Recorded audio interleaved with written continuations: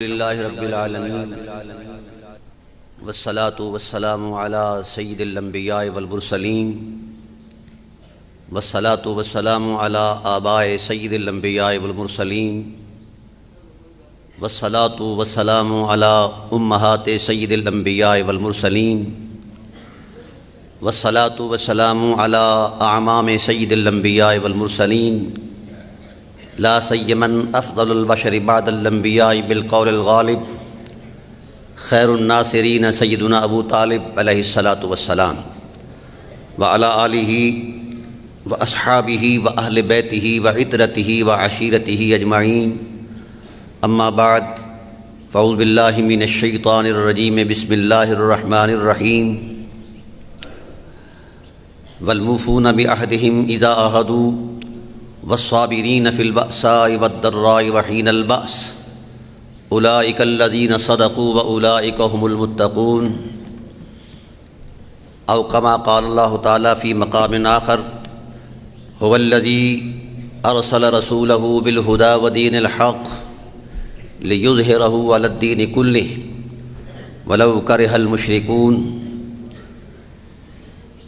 صدق اللہ مولانا العظیم وبلغنا رسولہ النبی العظیم الرؤوف الرحیم ان اللہ وملائکتہ یصلون علی النبی یا ایہا الذین آمنوا صلوا علیہ وسلموا تسلیما اللہم صل علی محمد وعلی آل محمد کما صلیت علی ابراہیم وعلی آل ابراہیم انک حمید مجید الصلاۃ والسلام علیک یا سیدی یا رسول اللہ وعلی آلک واصحابک یا سیدی یا حبیب اللہ۔ حمد و صلاۃ کے بعد زینت محفل حضرات علماء کرام، ارباب اہل محبت، بالخصوص عروۃ الوثقیٰ کے طلباء کرام، السلام علیکم ورحمۃ اللہ وبرکاتہ۔ میں یہاں آ کر دلی خوشی محسوس کر رہا ہوں کہ یہ جامعہ مذہب اور مسلک کے تصورات سے بالا تر ہو کر امت کی عظمت اور اسلام کی بقا کے لیے اپنا کردار ادا کر رہا ہے۔ مجھے جو موضوع سونپا گیا وہ حضرت ابو طالب علیہ الصلاۃ والسلام کی ذات والا صفات کا تقدس اور ان کی حرمت اور ان کی سیرت ہے۔ میں ایک تحقیق کا طالب علم ہوں، معذرت کے ساتھ اہل علم تشریف فرما ہیں، ان کے سامنے جسارت اچھی نہیں سمجھتا۔ جناب ابو طالب علیہ السلام کا جو معاملہ ہے یہ مذہب سے ورا ہے۔ یہ جو تصورات دو اس بر صغیر کے اندر یا عرب و عجم کے اندر موجود ہیں، جو لوگ حمایت اور محبت کا دم بھرتے ہیں، انہوں نے بھی آ کر ایک لکیر کھینچی کہ ابو طالب علیہ الصلوۃ والسلام صاحب ایمان ہیں، اور جو لوگ مد مقابل آئے انہوں نے یک نو کے قلم یہ لکھ دیا کہ وہ کافر ہیں۔ تو تحقیق کا طالب علم مذہب نہیں رکھتا، اگر مذہب کی عینک سے دیکھے تو وہ تحقیق میں جھوٹا ہے۔ تحقیق ہوتی ہے، مذہب ہوا کرتا ہے۔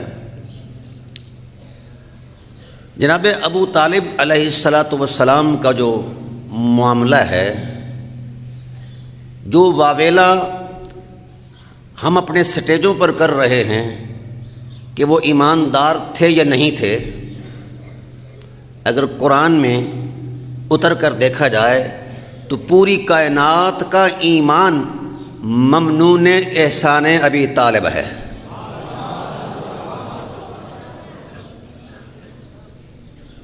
یہ میرے جذباتی جملے نہیں، ان کے پیچھے دلائل ہیں۔ چونکہ وقت نہیں، میں معذرت چاہتا ہوں۔ اس وقت تقریباً اس پچھلے 2 ہفتوں کے اندر میں نے 150 سے زائد کانفرنسیں حضرت ابو طالب علیہ السلام کے وقار پر کی ہیں، تو اب بھی اسی مصروفیت میں جا رہا ہوں۔ دل تھا میرا بھی کہ آج اپنا دل کھول کر آپ کے سامنے رکھتا۔ بہرحال یہ ذہن میں رکھیں کہ ابو طالب علیہ السلام کی شخصیت شیعہ اور سنی کے تصور علم سے ورا ہے۔ شیعہ اور سنی جو تصور علم ہے ان کے دائرے ہیں اور محدود افکار کا ایک تسلسل ہے۔ ابو طالب علیہ السلام کی سانسوں کی خیرات سے کائنات میں روشنی ہے، ان کی طبع عظمت اپنا ایک تاریخی پس منظر رکھتی ہے۔ میں ایک حدیث عرض کرتا ہوں، سید عالم صلی اللہ علیہ وآلہ وسلم پر قرآن کریم کی سورہ آل عمران کی آیت نازل ہوتی ہے، ان اللہ اصطفیٰ آدم ونوحا وآل ابراہیم وآل عمران علی العالمین۔ اللہ نے شان مصطفیت عطا فرمائی جناب آدم کو، نوح کو اور آل ابراہیم کو۔ طالب علم ساتھی بیٹھے ہیں، یہ الاصطفایت کا جو تسلسل ہے اس کے 200 سے زائد معنی ہیں، صرف ایک معنی پر اکتفا کروں گا کہ عام طور پر اس کا معنی انتخاب کیا جاتا ہے، چناؤ کیا جاتا ہے، لیکن اس کا یہ معنی نہیں ہے۔ میں اس کو بھی تسلیم کرتا ہوں ایک اعتبار سے، لیکن اس کا معنی کیا ہے؟ التقرب والمحبت بحضور الصمدیت۔ مصطفیت کا جو ٹائٹل ہے یہ محض تشخص نہیں، قرب و حضور الہی میں وہ بلند مرتبہ ہے جس سے اوپر مرتبہ ہی کوئی نہیں ہے۔ مصطفیٰ راہ جاتے ہوئے نہیں بنائے جاتے، مصطفیت کے مرتبے پر فائد ہونے کے لیے بہت راہوں سے گزرنا پڑتا ہے، بڑی کربلائیں سجانی پڑتی ہیں۔ بہرحال تاریخی تسلسل اپنے مقام پر، میں اکثر کوشش یہ کرتا ہوں کہ اپنی خیال آرائی پیچھے رکھوں، ابو طالب علیہ السلام کے تقدس میں جو قرآن آیا ہے وہ بیان کروں، جو زبان رسالت نے فرمایا وہ بیان کروں۔ آیت کریمہ اتری کہ ہم نے شان مصطفیت عطا فرمائی جناب آدم کو، نوح کو، ابراہیم اور آل ابراہیم کو، عالمین پر یہ شان بخشا، عالمین پر یہ تقدس اور حرمت بخشی۔ اور بڑی عجیب بات ہے، اصحاب رسول نے عرض کی جہاں پناہ عالم، آپ ذرا نبوی وضاحتوں کے ساتھ اس مصطفیت کے تقدس کو بیان فرما دیجیے۔ تو میرے رسول نے نبوی زبان سے فرمایا، ان اللہ اصطفیٰ آدم واصطفیٰ من بنی آدم ابراہیم واصطفیٰ من بنی ابراہیم اسماعیل واصطفیٰ من بنی اسماعیل کنانا واصطفیٰ من بنی کنانا نزارا واصطفیٰ من بنی نزارا قریشا واصطفیٰ من بنی قریش ہاشم و بنی ہاشم واصطفیٰ من بنی ہاشم بنی عبد المطلب واصطفانی انا مصطفیٰ من مصطفین او کما قال النبی صلی اللہ علیہ وسلم۔ فرمایا سب سے پہلا شرف آدم کو شان اصطفایت کا اس لیے ملا کہ اللہ نے محبت بھری زبان سے کہا آدم تم مصطفیٰ ہو، اس لیے کہ تم پہلے مخزن ہو وجود محمد کے۔ پھر یہ مصطفیت کا تسلسل آدم سے چلا ابراہیم تک، ابراہیم سے اسماعیل تک، اسماعیل سے کنانا تک، کنانا سے نزار تک، نزار سے قریش تک، قریش سے ہاشم تک۔ ہاشم علیہ السلام کو مصطفیٰ بنایا گیا اس لیے کہ ان کے پیکر عصمت میں محمد مصطفیٰ آئے، اور ان سے مصطفیت کا تسلسل چلا تو بنی ہاشم، پھر بنی ہاشم سے چل کر مصطفیت کی معراج جہاں معراج بنتی ہے تو وہ بنی عبد المطلب ہیں۔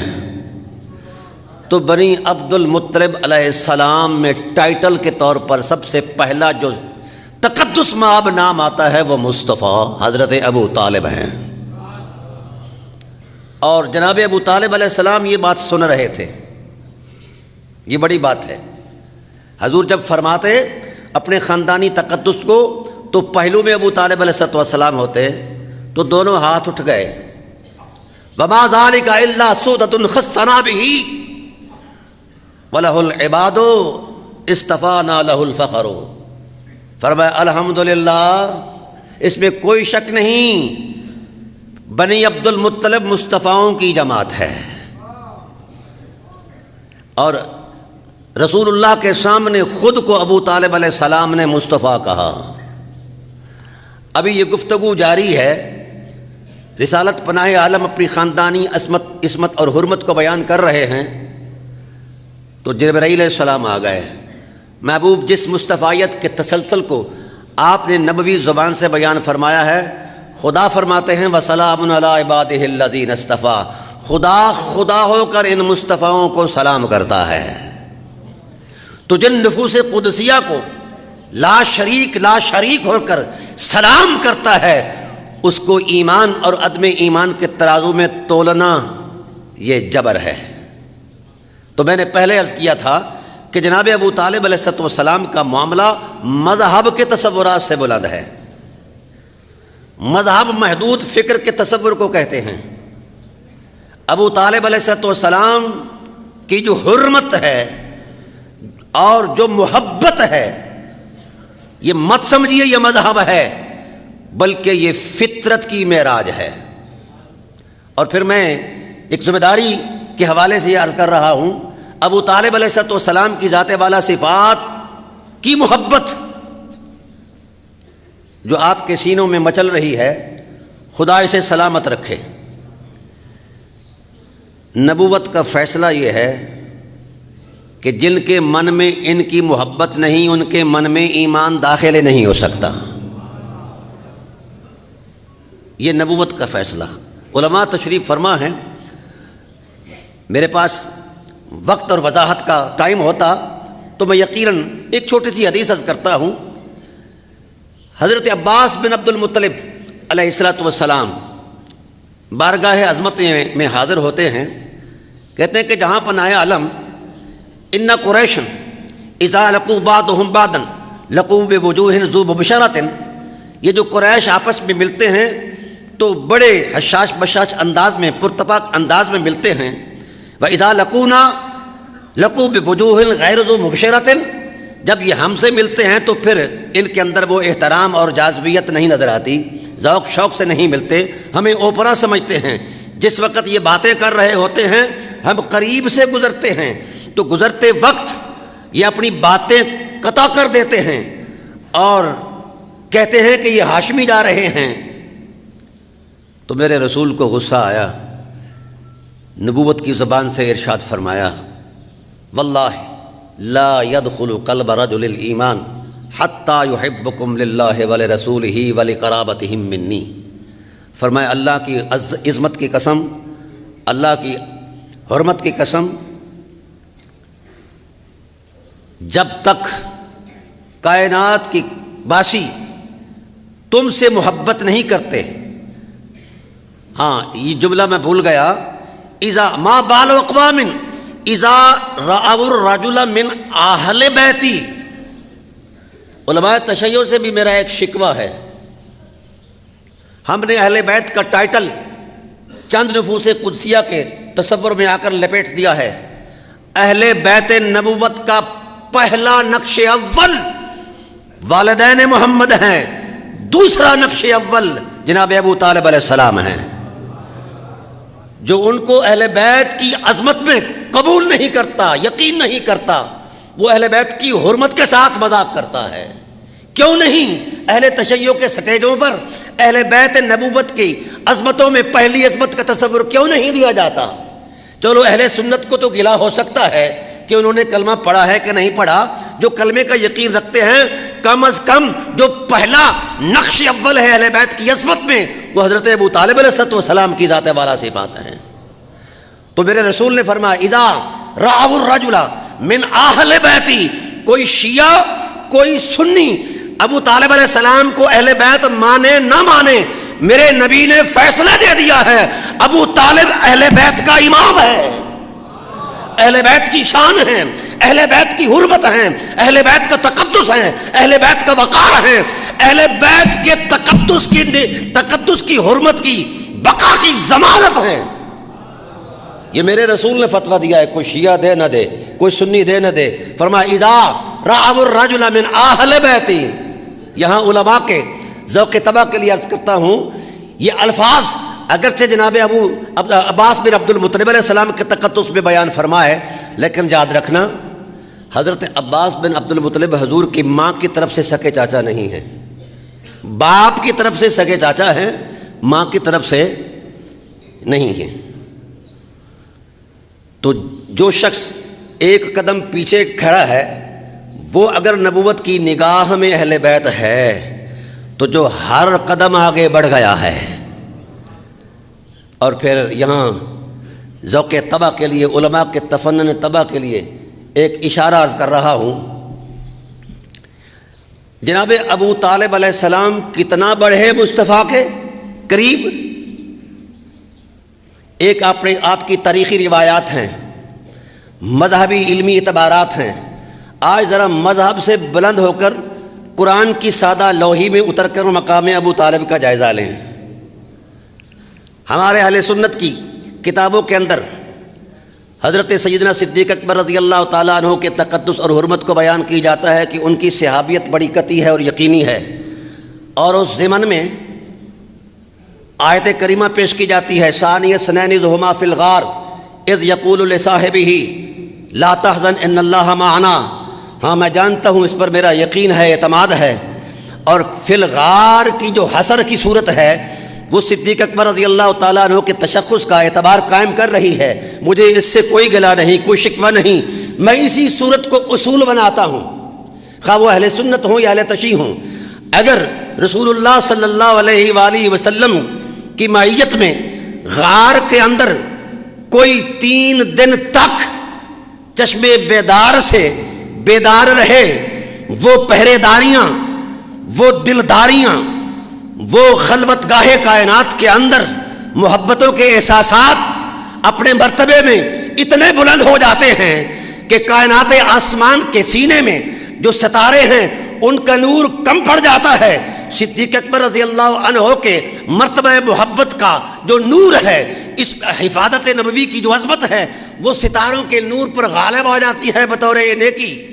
ہاں اس میں کوئی شک نہیں، اگر 3 رات کی پہرے داریاں اپنے عظمت میں اتنے بلند ہیں کہ آسمان چھوٹا ہے، ستاروں کے نور کی نگہت تھوڑی ہے، اور صدیق اکبر کی وہ نیکی غار والی اس سے بلند ہے، مجھے اس سے کوئی شکوہ نہیں، یقیناً بلند ہے۔ جو آنکھ 3 دن 3 رات تک چہرہ مصطفیٰ کی حفاظت اور طواف کرتی رہے، اس کی نیکی کا تقدس یہ مسلم ہے، اور جس آنکھ نے 50 سال پہرا دیا ہے، لائیے آسمان، خدا سے کہیے کہ آسمان لے آئے، جس کا جو ترازو کرے عظیمت ابو طالب علیہ السلام کا، جو میئرمنٹ کرے کہ یہ جو نیکی ہے جس کا عنوان حفاظت نبوت ہے، اس نیکی کا اگر تصور عظمت اتنا بلند ہے کہ آسمان کے ستارے تھوڑے ہیں، سورج میں اتنی رعنائی نہیں، چاند کے اندر اتنی نگہت نہیں ہے جتنی ابو بکر صدیق کے دامن میں وہ نیکی ہے، جتنا اس کا مقام ہے۔ اگر اس کا مقام مسلم ہے تو باقی نہ صحیح، کم از کم شیب ابی طالب کے 3 سال ہی امت کو یاد رہیں۔ کربلا کے 3 دن یاد ہیں، کیا اس سے پہلے کتنی کربلائیں ہیں جو ابو طالب علیہ السلام نے جی لی ہیں؟ کیوں امت کو یاد نہیں؟ مذہب سے ہٹ کر کردار کی عظمت میں آؤ، پتہ چلے گا ابو طالب کون ہے، پتہ چلے گا، کیونکہ مذہب مخصوص دائروں کا نام ہے۔ اب آئیے میں ایک چھوٹی سی عرض کرتا ہوں، جو عرض کر رہا تھا سورہ توبہ کی آیت کے حوالے سے کہ ثانی اثنین اذ ہما فی الغار اذ یقول لصاحبہ، یہ نص ہے صحبت، اور اہل سنت کے علماء اس کو صدیق اکبر کی صحابیت کی قطعیت میں نص مانتے ہیں۔ ہاں یقیناً نص ہے، معیت بھی نص ہے، صحبت بھی نص ہے، اور اس کی دلالت چونکہ قطعی نہیں ہے، ثبوت تو قطعی آیت کا، دلالت قطعی نہیں، تاہم ایک تواتر موجود ہے کہ غار میں وہی تھے، تو دلالت بھی قطعی ہو گئی، معنی ایسا ہے۔ آئیے ایک اور طرف بھی چلتے ہیں، یہاں ہم نے اس تصور عظمت کو یقین کیا، یہ آئینہ بناتا ہوں اس کی روشنی میں دیکھیں ایک اور مقام بھی ہے جو اس سے بھی بلند ہے. یہاں صحابیت ہے، یہاں صحبت ہے، معیت ہے. جناب ابو طالب علیہ السلام وہ ذات ہیں کہ مرتبہ صحابیت بھی ان سے چھوٹا ہے. مرتبہ صحابیت، اگر ان کو صحابی کہا جائے، کہہ دیتے ہیں نا جذباتی لوگ، کہنا چاہیے مرتبہ صحابیت بھی، بلکہ میں سمجھتا ہوں مرتبہ صحابیت ابو طالب کے سانسوں کی خیرات ہے. ان کا مقام قرآن بیان کرتا ہے. اللہ تعالیٰ ارشاد فرماتے ہیں الم یجد کا یتیمن فآوا، حبیب ہم نے آپ کو یتیم پایا اور ٹھکانہ دیا، مضبوط پناہ دی. یہی ترجمہ ہے؟ یہ نہیں ہے، سمجھا کریں. آوا کا میں نے جب جائزہ لیا 700 سے زائد تفاسیر اہل سنت کی میں نے پڑھی. کتنی؟ 700 سے زائد تفاسیر میں نے اہل سنت کی پڑھی. اور ہر لفظ کا جب معنی کا تعین کیا جاتا ہے، مصداق کو تلاش کی جاتا ہے، تو نومینیٹ کی جاتا ہے کہ اس آیت کا فلاں مصداق ہے، فلاں مصداق ہے. اب تشیع تو ایک طرف، تسنن سے پوچھتا ہوں آئیے آوا کا کائنات میں مجھے ابو طالب کے علاوہ کوئی مصداق بتائیں. روح کائنات سے اہل سنت کے لوگ مجھے یہ بتائیں آوا کا معنی کون ہے اور مصداق کون ہے. اور جو معنی اہل سنت نے کیا ہے، اس معنی کی عظمت کا شیعوں کو کبھی خواب بھی نہیں آیا. آوا کے تقدس میں جو معنی اہل سنت نے کیا ہے، آوا الایوا مصدر سے مشتق ہے. میں مادر علمی میں بیٹھا ہوں، کسی بازار کے جلسے میں نہیں بیٹھا. آوا الایوا مصدر سے مشتق ہے. اور ایوا کا معنی کیا ہے؟ اے زمہ کا الا ام کا یا حبیب اللہ ابی طالب. حبیب ہر شخص کو، خواہ وہ صدیق اکبر ہو، خواہ وہ فاروق اعظم ہو، خواہ عثمان غنی ہو، خواہ مولائے کائنات ہو، طلحہ ہوں، زبیر ہوں اور صہیب رومی ہوں، کائنات کا کوئی مقدس وجود ہو، بس ان کا مقام صرف صحبت تک رہا، ان کا تقدس صرف صحابیت تک رہا. حبیب آپ کا یہ ام محترم صحابیت سے بھی بلند ہے. اے زمہ کا الا ام کا یا حبیب اللہ، ہم نے آپ کے ام کو آپ میں ضم کر دیا ہے. آپ کے ام کو آپ کو اے زمہ کا، یعنی زمہ کا کے فعل کا جو مفعول ہے، مفعول بھی ہے، وہ حضرت ابو طالب ہیں. اے زمہ کا الا ام کا ابی طالب. اے حبیب ہم نے سارے وجود نبوت کو وجود ابو طالب میں ضم کر دیا ہے. سمجھے نہیں میری بات؟ قریب بیٹھنے والے کو ساتھی، یار، بیلی، صحابی کہا جاتا ہے. تو قرآن نے کہا ابو طالب تیرے قریب نہیں، اے محمد تو بھی ابو طالب کے قریب نہیں. قربتیں پیچھے رہ گئیں، تم اس سے آگے چلے گئے. قربتیں بھئی جو صحبت میں بیٹھے اسے صحابی کہا جائے، اور جس کی صحبت میں مصطفیٰ رہے ہیں اسے کیا کہا جائے؟ جس کی صحبت اور پھر وہ صحبت بھی انضمامیت کے ٹائٹل سے ہے. آئیے، میں نے کبھی بھی، چونکہ 12,500 صفحات پر میں نے تحقیق کی ہے، حضرت ابو طالب علیہ السلام کے عرفان کو بیان کیا ہے، میں نے ایک لفظ بھی ایمان پر نہیں بولا. ایمان پر بحث وہ کرتا ہے جس کو ایمان میں شک ہو. میں نے پہلے جملے میں کہا تھا کہ کائنات کا ایمان حضرت صدیق اکبر سے لے کر صہیب رومی تک 1,44,000 صحابہ کا ایمان، قیامت تک ہر فقیہ مجتہد کا ایمان، کائنات کے ایک فرد کا ایمان اگر جمع کیا جائے تو ایمان سے پوچھا جائے بتا تیری طاقت کون ہے، تو ایمان بھی کہے گا میری طاقت کا پہلا عنوان ابو طالب ہے.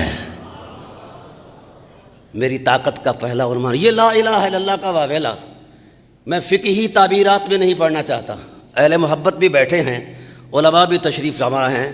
یہ لا الہ الا اللہ کا تقدس، لا الہ الا اللہ کی شہادت، لا الہ الا اللہ کے زمزم، ہاں ٹھیک ہے، یہ بناء ایمان میں علمی تشکیل ہے، علمی حوالہ ہے، لیکن یاد رکھیے ساری کائنات کی عظمتیں ان کی پہلی اکائی لا الہ الا اللہ ہے، سارے دین کی عظمتوں کی پہلی اکائی لا الہ الا اللہ ہے، محمد الرسول اللہ ہے۔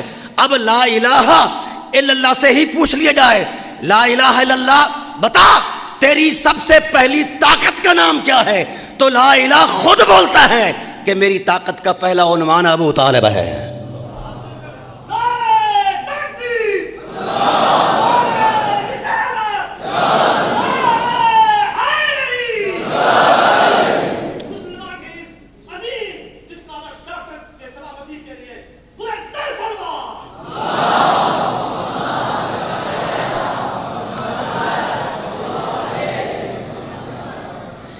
لا الہ الا اللہ کی دعوت کب شروع ہوئی؟ جب رسالت پناہ عالم صلی اللہ علیہ وسلم 40ویں سال میں پہنچے۔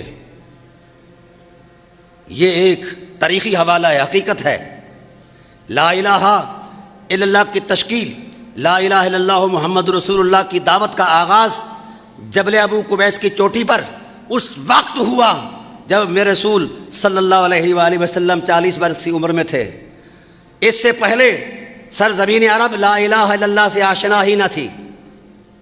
اس سے پہلے کائنات عرب لا الہ الا اللہ کی عظمتوں سے متعارف ہی نہ تھی۔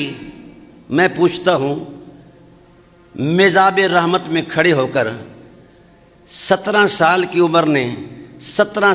عمر میں میزاب رحمت کعبہ کے نیچے، وہ میزاب جانتے ہیں آپ، اس کے نیچے کھڑے ہو کر 17 سال کی عمر مبارک میں کس نے کہا تھا ملیک الناس لیس لہ شریک هو الوهاب والمبدئ والمعید ومن تحت السماء له بحق ومن فوق السماء له عبید؟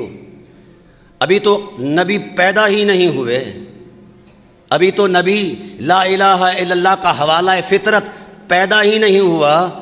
اس کی پیدائش سے بھی کئی سال پہلے کعبۃ اللہ کے حرم میں جا کر کس نے کہا ہے اے اللہ تو لا شریک ہے؟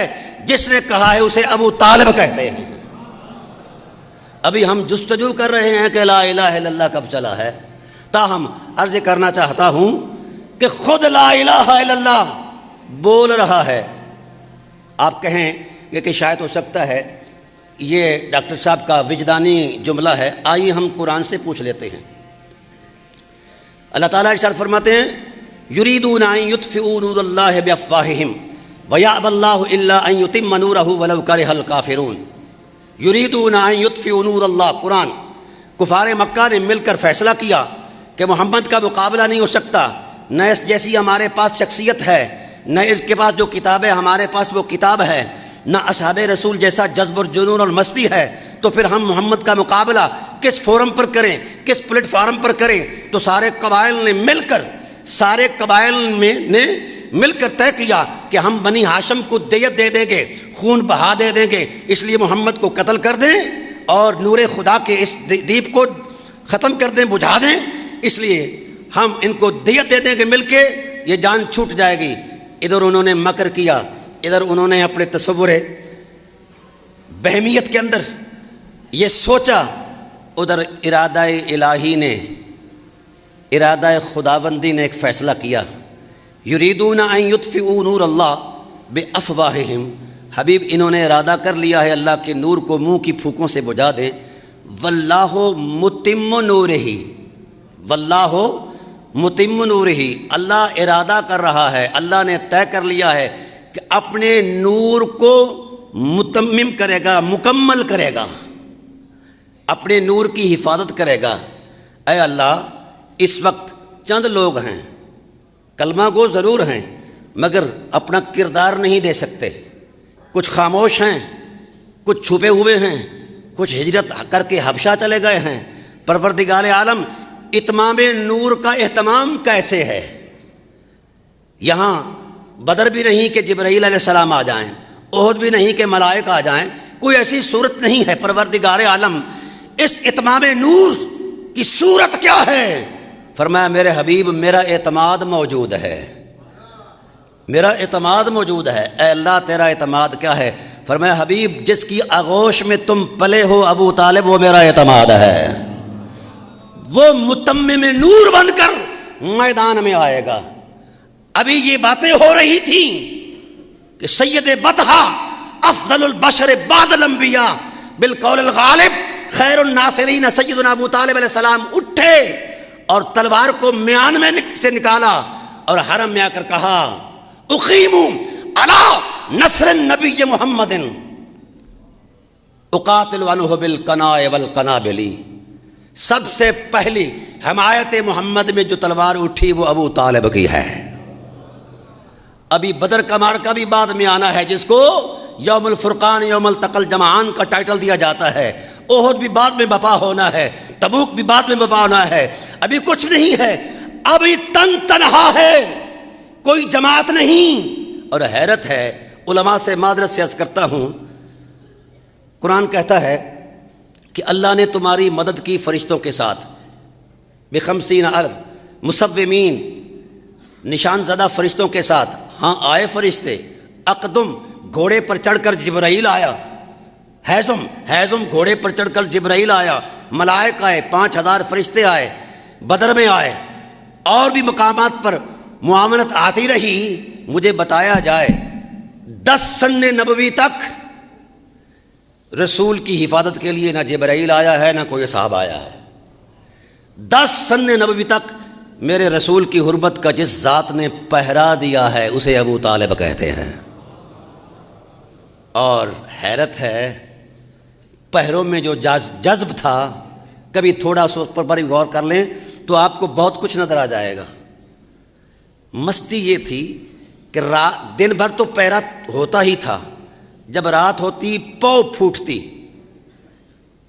تو روشنی ہو جائے تو ستارے چھپ جاتے ہیں، تو ابو طالب ستاروں سے جھگڑا کرتے، شکوہ کرتے، تم ساری رات میرے رفیق سفر رہے، اے ستاروں اذا تصوبت النجوم ولا عنوب، ستاروں تم نے بھی روشنی کی چادر اور اوڑھنی کو اوڑھ کر آرام کر لیا ہے، آنکھیں بند کر لی ہیں، میری آنکھ نہیں بند ہوتی، تم سو گئے ہو، میں نہیں سوتا، ستاروں مجھ سے پوچھو میں کیوں نہیں سوتا؟ اس لیے نہیں سوتا کہ اگر ابو طالب سو گیا تو کائنات کا بخت سو جائے گا۔ 50 سال تک جس نے اپنی آنکھ کو جھپک کر نہیں دیکھا، کوئی ایک رات اسلحہ پر پہرا دے تو اس کو جنت کا ٹائٹل دیا جاتا ہے، اور 50 سال تک جس نے آنکھ بند ہی نہیں کی، کوئی ہے مائی کا لال؟ یہاں آج میں معذرت سے اہل تشیع علماء ہیں یا اہل سنت کے علماء ان سے عرض کرتا ہوں، آج ہم اپنے ٹائٹل کے حوالے سے اپنی کہانیاں چلا رہے ہیں، چلائیں، مجھے اس سے کوئی شکوہ نہیں۔ جو اہل تشیع نے کہا اہل تسنن نے کہا غلط، جو اہل تسنن نے کہا اہل تشیع نے کہا غلط۔ آئیے ایک راہ دے رہا ہوں جس کو کوئی غلط نہیں کہہ سکتا۔ تشیع کی بڑی سے بڑی ترجیح اور توجیہ کو ہم غلط کہہ سکتے ہیں، تسنن کی بڑی سے بڑی علمی بات کو ہم رد کر سکتے ہیں، خواہ ہٹ درمی سے ہی کر سکتے ہیں۔ آئیے ایک حقیقت پیش کر رہا ہوں جس کو نہ تشیع رد کر سکتا ہے نہ تسنن رد کر سکتا ہے، اس لیے وہ خیال پر مشتمل نہیں ہے، وہ فطرت کی معراج ہے۔ آئیے اگر امت کو آج وحدت کی عظمت میں جمع کرنا ہے، امت کو آج بچانا ہے، دین کی بقا کے لیے آج کردار اگر ادا کرنا ہے تو مکتبہ فکر کے تصورات سے بلند ہو کر کچھ دیر کے لیے امت کا ہر مکتبہ فکر بو طلبی ہو جائے۔ ہم نے اپنے ٹائٹل میں شیعہ بھی لگا لیا، سنی بھی لگا لیا، تو جہاں سے بقائے دین کی ضمانت موجود ہے وہاں کیوں نہیں جاتے؟ دین اس وقت بھی باقی رہا جب دین کی حفاظت کے لیے حضرت ابو طالب اکیلے تھے۔ ہر باپ اپنے بچوں کی عظمت کے لیے بھلائی کی دعا کرتا ہے، اے اللہ میرے بچے کا یہ مستقبل ہو، میرے بچے کا یہ مستقبل ہو۔ سلام ہو اس باپ کی حرمت کو جس نے جب بھی دعا کی، اے اللہ یہ بیٹے تو نے دیے ہیں، میری روح بھی تیری رحمت سے تقاضا کرتی رہے گی، اے اللہ اگر تو نے میری روح کو ٹھنڈا کرنا ہے تو پھر میرے بچوں کی قربانی محمد کے حق میں قبول فرما لے۔ ہے کوئی باپ ایسا جو ہر روز اٹھ کر آئے ہائے یا بنیا مولا کائنات کے کندھے پر ہاتھ رکھ کر جناب ابو طالب علیہ السلام ہر روز سبق دیتے ہیں، تربیت کرتے ہیں، یا بنیا اصبرن یا بنیا فالصبر احجا کل حی مسیرہ للشعوب الصبر بلاء والبلاء الشدید لفداء الحبیب وابن الحبیب۔ یہ کون کہہ رہا ہے؟ بیٹے سے کہہ رہے ہیں، بیٹا ہائے ہائے ہائے ہائے۔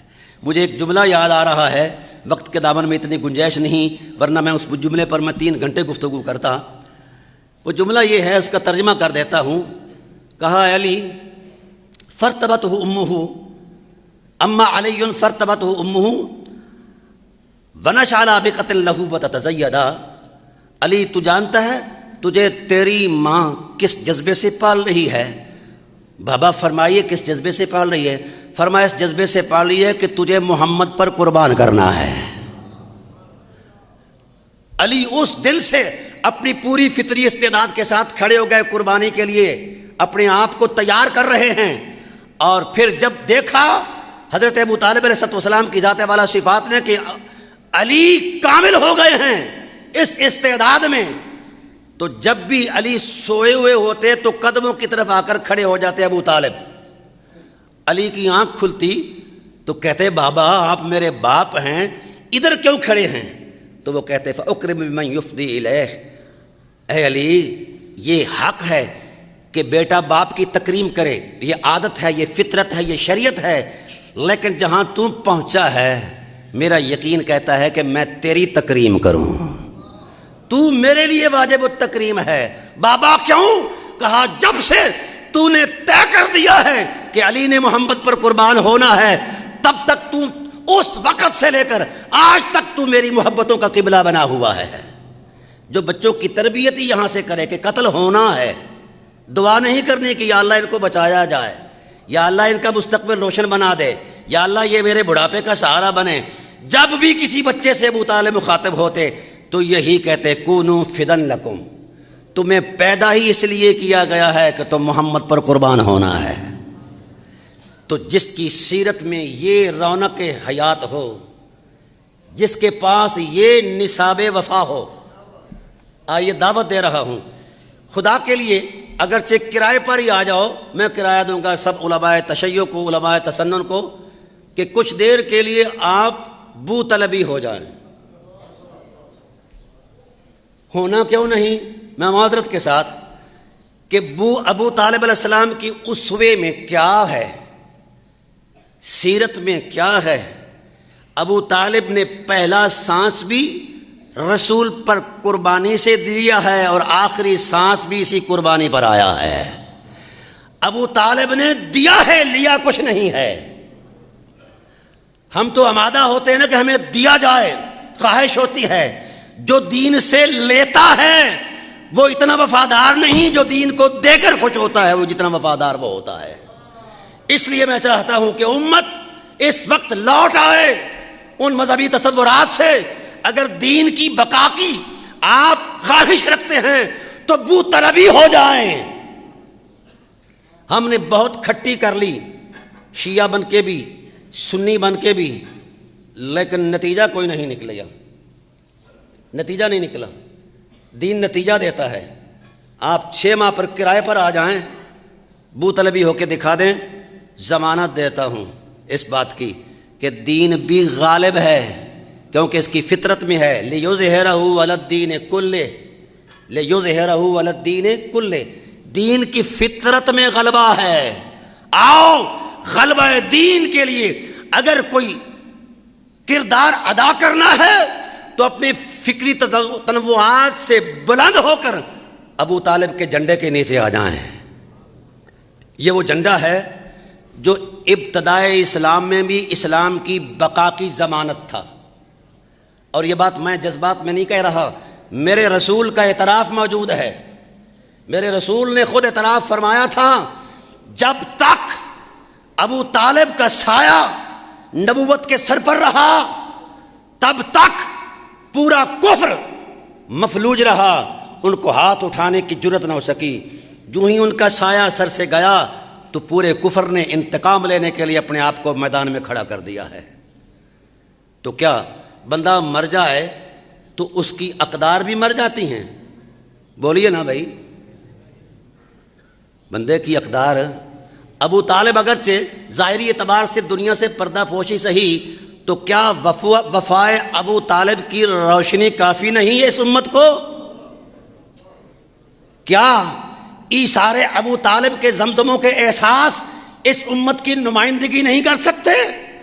میں بطور سنی اپنے آپ کو پیش کروں کہ جناب والا میں قیادت کروں، بطور شیعہ کوئی شیعہ عالم دین اٹھ کر کھڑا ہو کر یہ کہے کہ اس امت کی بقا کے لیے، دین کی حفاظت اور استقامت کے لیے ہم اپنا کردار ادا کریں؟ نہیں، ابو طالب گائیڈ موجود ہے، ابو طالب کا کردار موجود ہے، اور اس کردار پر قرآن کی 2400 آیتیں روشنی بیان کر رہی ہیں.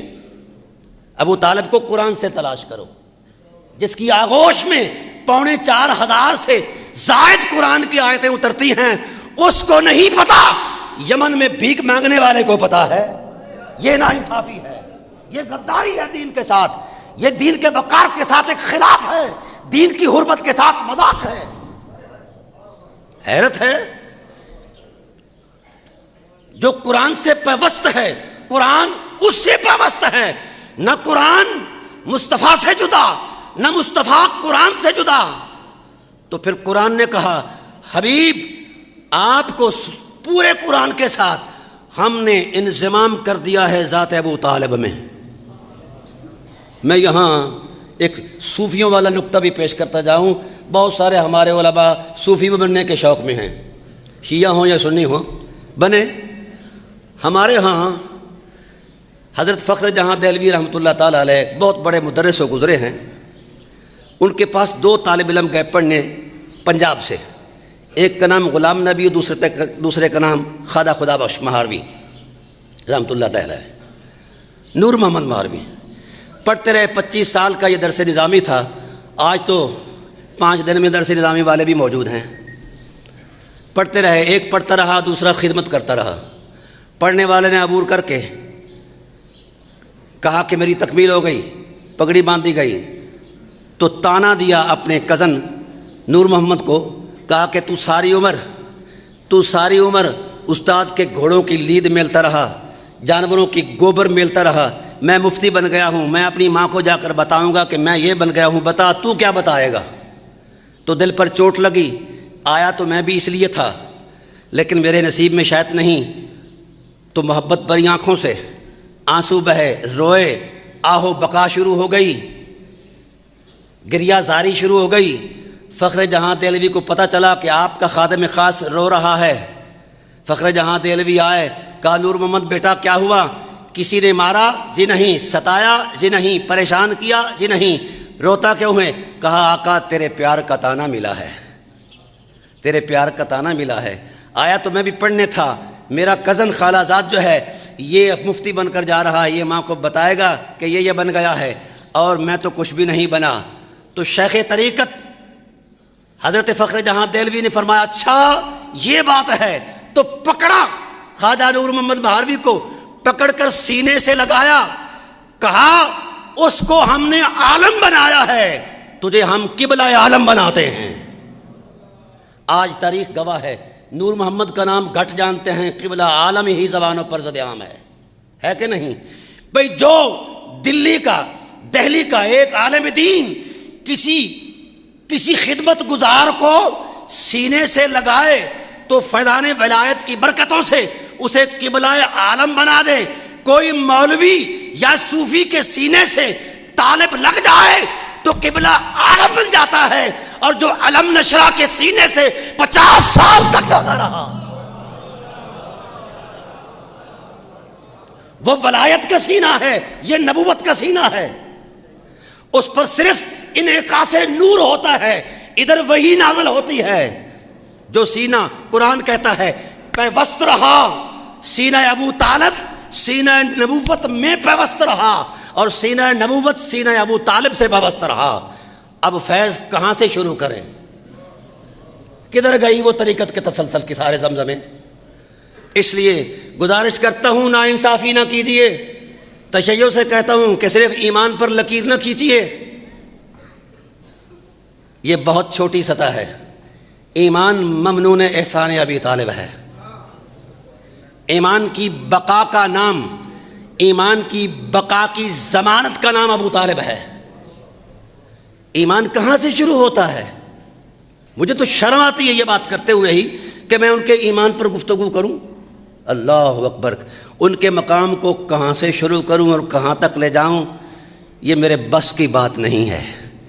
ابو طالب علیہ السلام کا کردار اور آپ کی سیرت اس وقت بھی احیاء دین کی ضمانت ہے، بقائے دین کی ضمانت ہے۔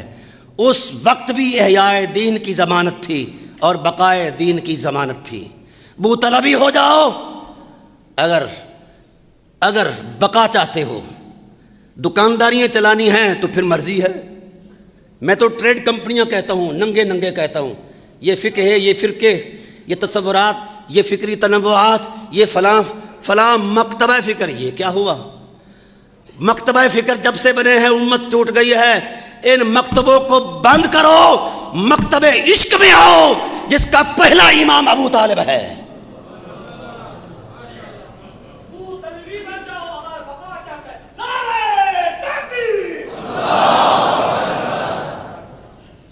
تو پھر فرقہ کوئی نہیں رہے گا۔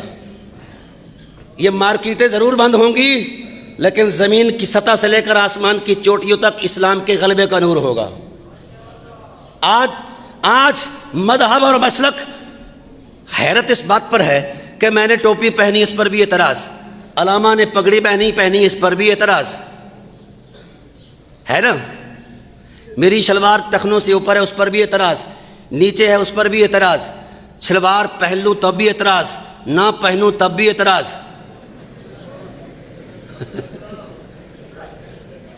معذرت چاہتا ہوں علماء سے، بقائے دین کی اگر جنگ لڑنی ہے، یہ بچے بیٹھے ہیں، آپ دین کا مستقبل ہیں، آپ کیا ہیں؟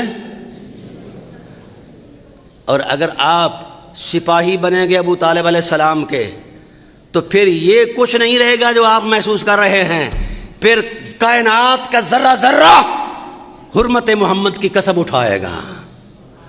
اور یاد رکھنا، حرمت کی بات آئی، یہ جو کہا جاتا ہے نا کہ اہل بیت نبوت کے ساتھ فلاں مکتبہ فکر پیار کرتا ہے، محبت رکھتا ہے، اس کا عقیدہ ہے، یقین ہے۔ او بھائی، میں معذرت سے عرض کرتا ہوں، عقیدے بھی بدلتے رہتے ہیں، مذہب بھی بدلتے رہتے ہیں، ہے نا ایسا؟ کچھ دیر پہلے کوئی سنی تھا، پھر وہ شیعہ ہو گیا، شیعہ سے پھر وہابی ہو گیا، وہابی سے پھر چکڑالی ہو گیا، وغیرہ وغیرہ۔ عقیدے بھی بدلتے رہتے ہیں، عقیدت بھی بدلتی رہتی ہے، مسلک بھی بدلتے رہتے ہیں، مشرب بھی بدلتے رہتے ہیں۔ ایک ایسی حقیقت ہے جو نہیں بدلتی، جو جب سے ہے تب سے لے کر جب تک رہے گا تب تک یہ قائم رہے گی۔ وہ کیا حقیقت ہے؟ وہ فطرت ہے۔ کیا ہے؟ فطرت نہیں بدلتی۔ ابو طالب علیہ السلام ہوں یا اہل بیت نبوت ہوں، ان سے پیار مذہب نہیں، مسلک نہیں، عقیدہ نہیں، عقیدت نہیں، قرآن کہتا ہے یہ فطرت ہے۔ ابو طالب سے محبت یہ فطرت کی معراج ہے، اس طرف کیوں نہیں آتے؟ میں حدیث پیش کرتا ہوں، میرے رسول نے فرمایا صلی اللہ علیہ وسلم، آیت کریمہ اترتی ہے قرآن کریم کی، سورہ ابراہیم کی، کہ اس کلمہ طیبہ کی مثال شجرہ طیبہ ہے، توتی اکلہا کل حین بإذن ربہا، یہ ہر درخت موسم آنے پر پھل دیتا ہے، لیکن یہ درخت مسلسل پھل دیتا ہے۔ یہ اس وقت سے دے رہا ہے پھل جب وقت بھی کسی اکائی میں نہیں تھا، اور اس وقت تک یہ پھل دے گا جب وقت بھی کسی اکائی میں نہیں رہے گا۔ لفظ ہینا ظرف زمان مبہم کے لیے وضع کیا جاتا ہے، اہل علم اس کو اچھی طرح جانتے ہیں۔ تو ہمیں اس درخت کے تعین کی صورت چاہیے کہ وہ کون سا ایسا درخت ہے جس کی جڑیں تحت الثری تک ہوں اور شاخیں عرش اولی تک ہوں۔ اصحاب رسول پر سوال آیا، ہر ایک نے اپنا تجربہ بیان کیا، یہ روایات میں موجود ہے، کسی نے کھجور کہا، کسی نے کچھ کہا، کسی نے کسی قامت کے اعتبار سے کوئی کسی درخت کا تعین کیا۔ تو جب توتی اکلہا کل حین کا لفظی قرینہ سامنے آیا تو حضور نے فرمایا تم اہل عرب ہو، اس قرینے کی وضاحت میں کیا کہتے ہو؟ تو تمام اصحاب کی زبانیں خاموش ہو گئیں۔ آقا قرآن آپ پر نازل ہوا ہے، خدا کی حکمتوں کے آپ پہلے حامل ہیں، ہمیں آپ بیان کیجیے یہ کیا ہے؟ فرمایا یہ مشرق مغرب کا شرقی اور غربی درخت نہیں ہے جو کھجور کی تمثیل میں ہو یا اور کسی بڑے لمبے چوڑے درخت کی تمثیل میں ہو۔ آقا کیوں فرمایا توتی اکلہا کل حین کا جو قرینہ ہے یہ ابتدا سے لے کر انتہا تک، بلکہ ابتدا سے بھی پہلے انتہا کے بعد بھی یہ فیض بار رہے، اس درخت کا تصور دے رہا ہے۔ وہ درخت کہاں ہے، کیا ہے؟ اصحاب رسول پر سختہ طاری ہو گیا۔ آقا فرمائیے وہ درخت جس کی نشاندہی کلمہ طیبہ کی تمثیل کی عظمت میں بیان کی گئی ہے، وہ درخت کیا ہے؟ تو میرے نبی نے یوں نبوت کا ہاتھ لہرایا، نبوت کے ہاتھ کو لہرا کر انگلی کو نبوت کے سینے پر رکھا، فرمایا آنا شادراتن، آنا شادراتن ولکاہوہا علی بن ابی طالب وحملوہا فاطمۃ بنت محمد وثمروا حسن و حسین والمحبون اہل بیتی والمحبون اہل بیتی ورقها انا فی الجنہ لقاؤها فی الجنہ حملها فی الجنہ ثمرها فی الجنہ حملها فی الجنہ ورقها فی الجنہ حقا حقا حقا کما قال النبی۔ میرے رسول نے فرمایا وہ درخت میں ہوں جو اس آیت کا معنی اور مصداق ہوں، اور میری شاخیں علی المرتضیٰ ہیں، ہاں میری شاخیں فاطمۃ الزہرا ہیں، شاخیں علی المرتضیٰ ہیں، اور شاخوں پر شگوفے فاطمۃ الزہرا ہیں۔ شگوفوں کے نرم پردوں میں ڈلے ہوئے جو پھل ہیں میٹھے وہ حسن مجتبی اور شہید کربلا ہیں۔ آپ یہ کہہ رہے ہیں کہ ہم مذہب رکھتے ہیں، رسول نے تو اس محبت کی عظمت کو مذہب کے تصور میں بیان نہیں کیا۔ ایک لمحہ بھی کہیں کوئی شخص ثابت کر دے، میرے رسول عارف فطرت بن کر تشریف لائے ہیں، آپ فطرت کی روشنی میں فطرت کو رونق دیتے ہیں، قرآن وحی کی روشنی میں فطرت کی نور کی عظمت کو بیان کرتے ہیں۔ تو میرے رسول نے یہ ارشاد فرمایا میں درخت ہوں، علی شاخیں ہیں، فاطمہ شگوفے ہیں، حسنین پھل ہیں۔ یہ ورقھا کی ہا کی ضمیر کا جو مرجع ہے وہ بھی شجرہ ہے، مرجع اور ضمیر کے درمیان جو معنوی مناسبت ہوا کرتی ہے یہ ایک فطری حقیقت ہے۔ تو طے یہ ہوا کہ میرے رسول نے اپنی اہل بیت کی محبت کو مذہب کے سپرد نہیں کیا، مسلک کے سپرد نہیں کیا، مشرب کے خیال آرائیوں کے سپرد نہیں کیا۔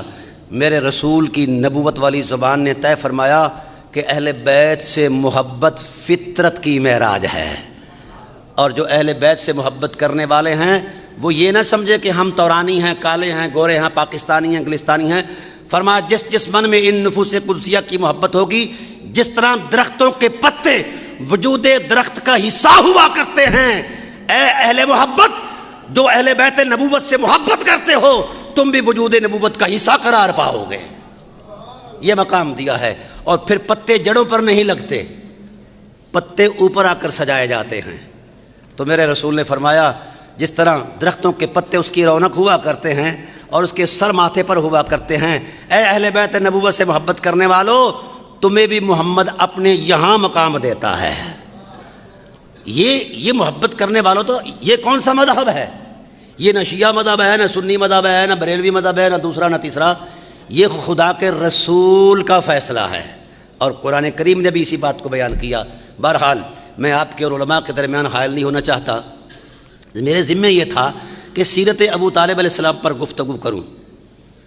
میں نے ویسے تقریباً 250 پونے 300 آیات کو سیرت ابو طالبی کی روشنی کے اعتبار سے میں نے ترتیب دیا تھا، لیکن چونکہ میں چاہتا ہوں کہ وعدہ خلافی اچھی نہیں ہے، ابھی ہزاروں لوگ 200 سے زائد آستانے وہاں جمع ہیں جہاں میں جا رہا ہوں، اور میں گزارش کروں گا تمام علماء سے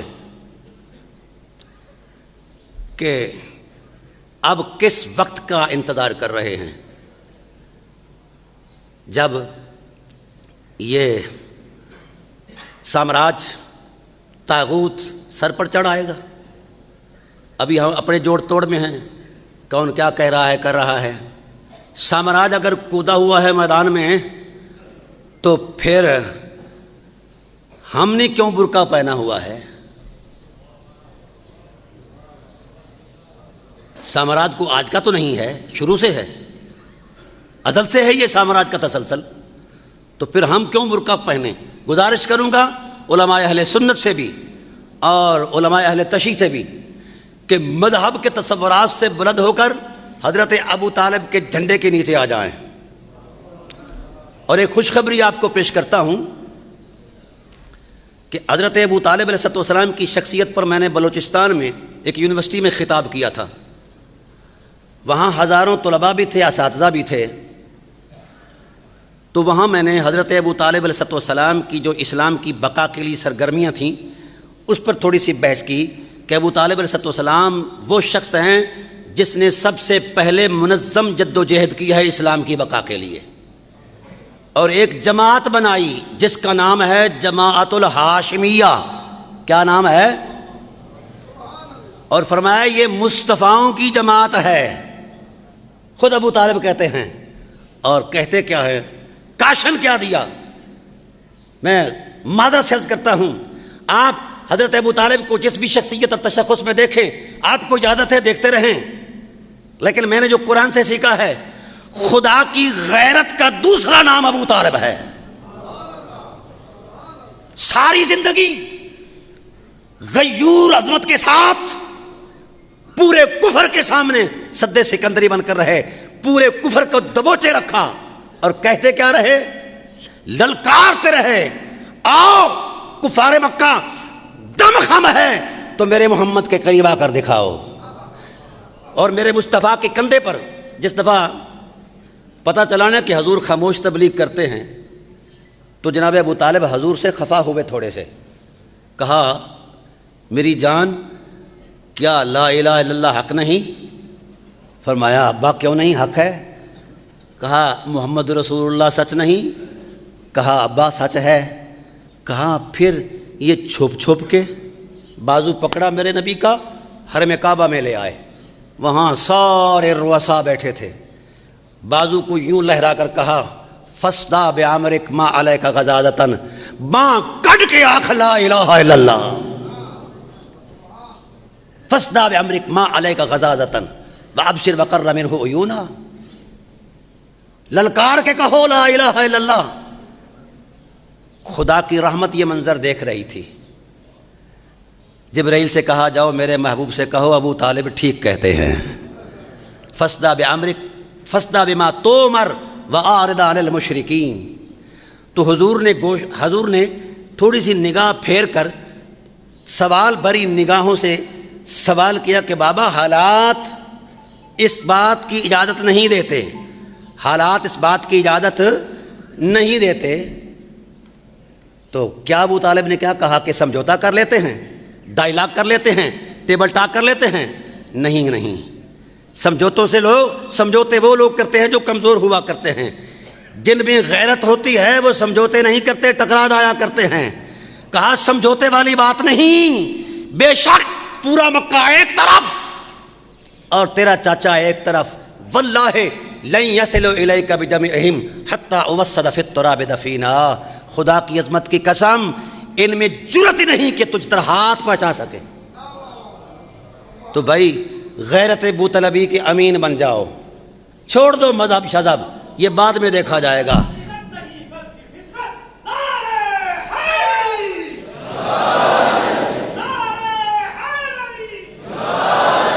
تو بالآخر میں یہ آخری جملہ بول رہا ہوں.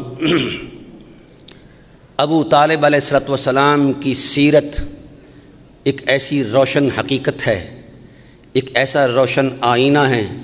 اس میں ہم اپنی تراش خراش کریں، میدان میں آئیں. کفر جلالت ابو طلبی سے پہلے بھی بھاگ جاتا اور خوف زدہ رہتا تھا، اب بھی انشاءاللہ العزیز بھاگ جائے گا.